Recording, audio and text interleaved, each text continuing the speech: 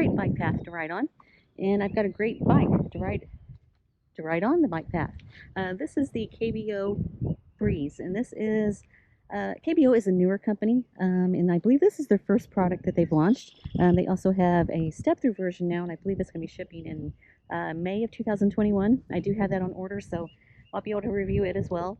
And they have kind of a road bike inspired e-bikes, kind of a stealthy looking e-bike. I believe it's called the Hurricane. But this is the Breeze. This is their high step version, and I got it here in this really vibrant orange. You take a look at it a little bit closely here. You can see it has kind of a metallic flake to it. Really nice looking. It looks like in the video kind of shows it more orange or yellow, but it's actually more orange. Really nice in person. I was definitely getting stopped on the bike path this weekend as I was out testing it. People definitely noticed the bike and asked me about it. So I'm just going to go through the specs of it and kind of tell you about the riding experience, and let's get started. First off, this bike is powered by a 500-watt motor. I believe it's 800 watts peak, I believe. And we got a 7-speed cassette back here, Shimano Altus derailleur, 7-speed Shimano shifter up here, thumb shifter. So it's a good setup. This is kind of a very familiar setup for most e-bikes in this price range. But what is different about this bike, for $13.99, which is what it's going for, is this higher capacity battery. It's a 48 volt, 16 amp battery.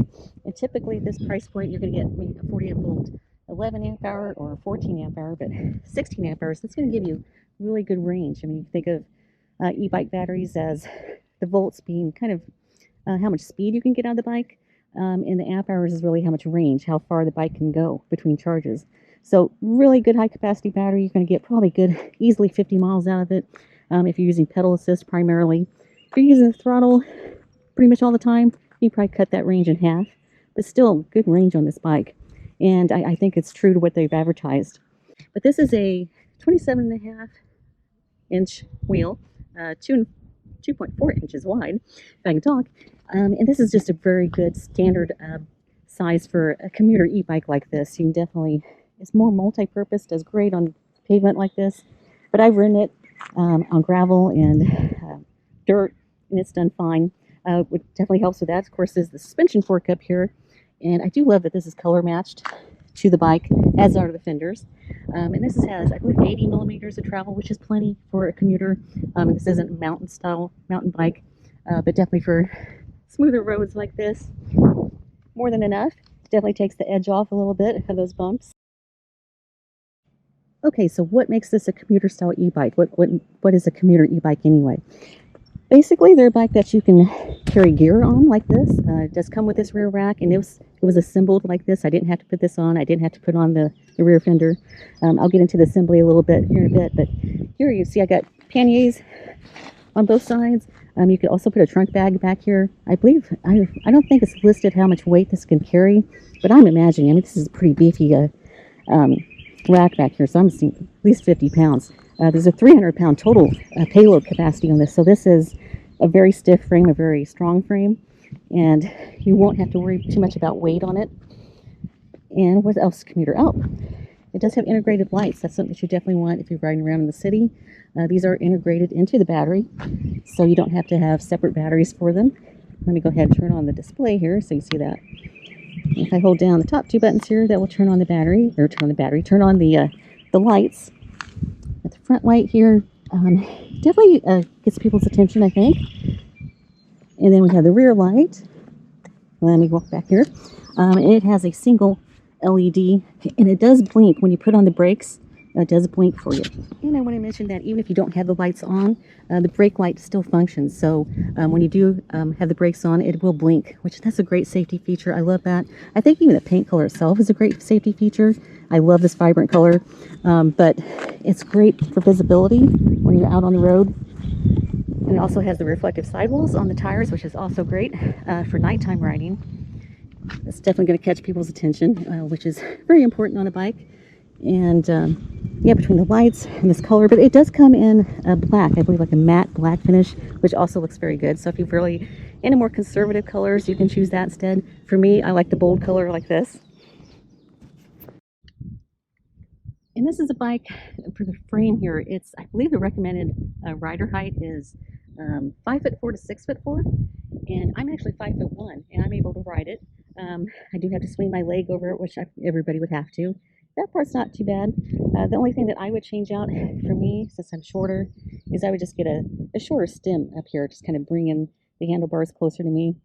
This is, I believe, a 31.8 millimeter stem, so very standard size. You can switch this out very easily if you wanted to. You can get a longer one, you can get an adjustable one if you wanted to.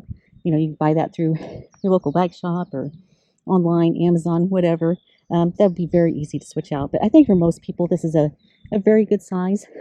You know, just if your average height, you probably won't have to change anything. The seat here, it is KBO branded. You see their logo here, and then we got the logo on the frame. That's all the only logos on the bike, so it definitely doesn't, you don't feel like you're riding a billboard when you're out in the trail. Some bikes really kind of like to scream their brand names, but this doesn't, which I appreciate. And the seat here is fairly comfortable. I would probably switch it out to something a little bit more narrow up front. It was kind of rubbing my legs when I was pedaling after a while.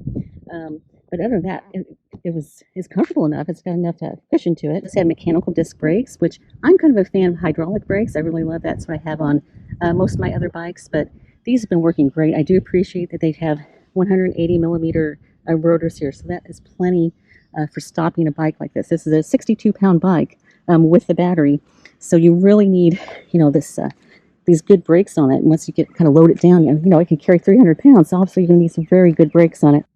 I'm stepping back to take a picture of the bike, and I gotta make sure I don't go into the creek. But anyway, yeah, you can see this view of it. We do have the chain ring here, which is protected here by, this is made out of metal. I'm not sure what, probably aluminum, I would imagine. There's no guard on the back side of it, but I haven't had any issues with the chain jumping or anything like that. And this will protect the chain ring itself if you kind of bump up against a curb or a log or something. And then we do have, again, it's a 7-speed cassette back here. Plenty of range for most e-bikes. Most people's riding styles, you know, the 7 gears match with your pedal assist levels. It's got 5 of them. You're probably going to find a sweet spot what kind of matches with your cadence, your preferred cadence, and your preferred speed. And that takes a little bit. Every e-bike's different. I've ridden several different styles of e-bikes, and they're all different in that way. And it takes a little while to kind of get into the groove of knowing what pedal assist level you prefer, what gear you want to ride in. Yeah, it just takes a little bit of time. Again, 5 levels, and of course you can ride it without the motor if you wanted to. And that's fine on straight ways like this. If you're on hills, you're definitely going to want to use that motor, and it does great on the hills. I've done tests on that, just using the throttle alone or using the pedal assist levels, and you will get more speed going up the hills if you use those higher pedal assist levels like 4 or 5. But I never had to use 5 yet. I really, I don't know why you would ever use 5 on here, because it's so fast. Even at 3 and 4, really, it gets you up close to 20 miles per hour, especially at level 4, which is plenty for me. You might want more speed, but it is capable up to, I believe, about 25 miles per hour using the pedal assist, and about 20, 21 using the throttle.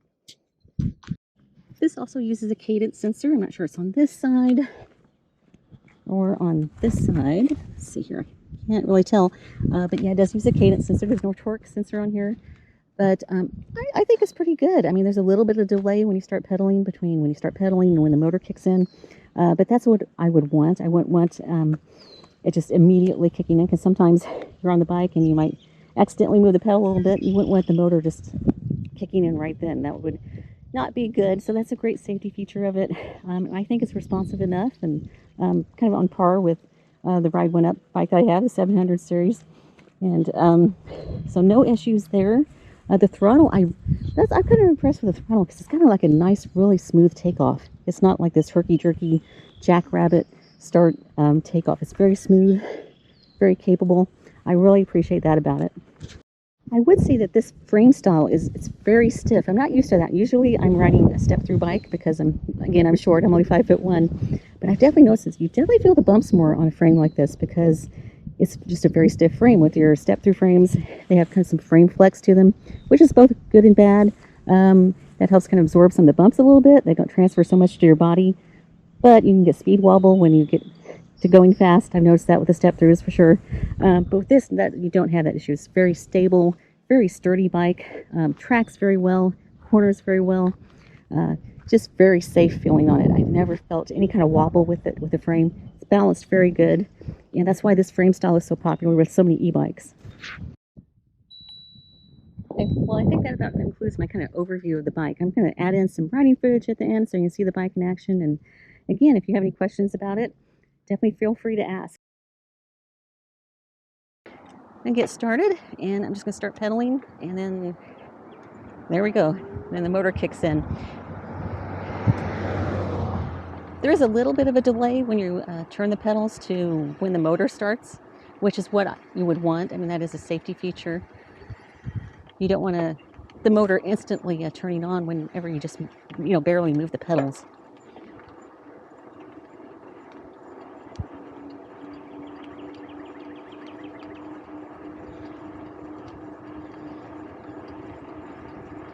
And right now, I can't hear the motor at all. Of course, I got a lot of wind noise in my ears.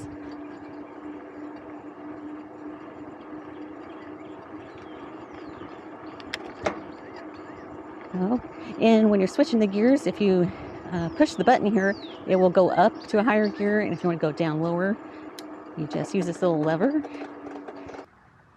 Okay, I'm just going to start off using the throttle. I'm going to show you kind of what it sounds like and what kind of speed you get right off of the line here. Very smooth. Right now I'm just using the throttle. I'm going to wait to see if there's anybody coming. I don't want to go past somebody at 20 miles per hour. Okay, let me crank it up here.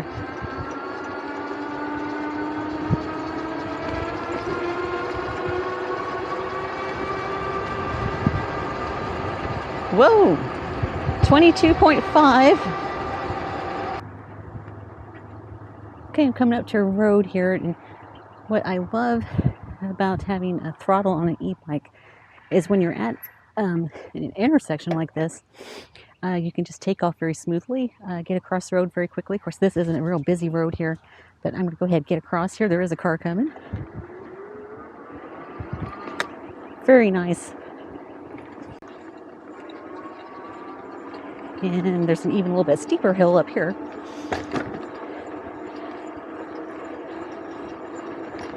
I'll use the throttle on that. Hey, hi.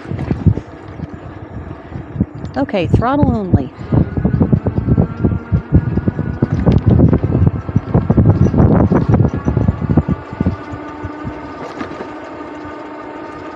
$17 miles per hour. 17.2. Yeah, around there. Got up to 18 here at the top almost. A little bit over 18 actually. Yeah, I mean, like I was saying before, you really don't have to worry about hills with this bike.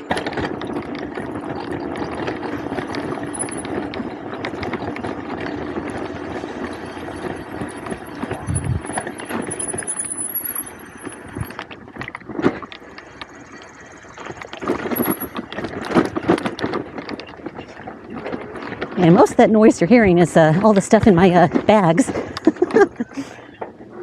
Yeah, I handled that well. I mean, I didn't feel any kind of slippage or felt like the bike was kind of getting out of control. Did a really good job.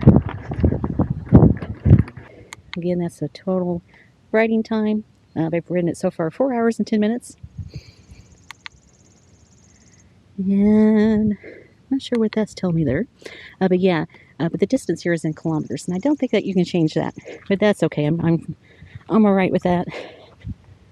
But there it is, the KBO Breeze. Very pretty bike. I love the looks of it. Rides really nicely. It's a little bit of resistance. I think I'd put a little bit higher tire pressure in here if I was going to ride it more without the motor. But otherwise, it's done good. If you have questions about it, definitely feel free to ask. And again, thanks to KBO for sending this to me to review. I definitely enjoyed it. Enjoyed having the opportunity. So I hope everybody gets out and gets out to ride, enjoys this beautiful weather. Thanks for watching.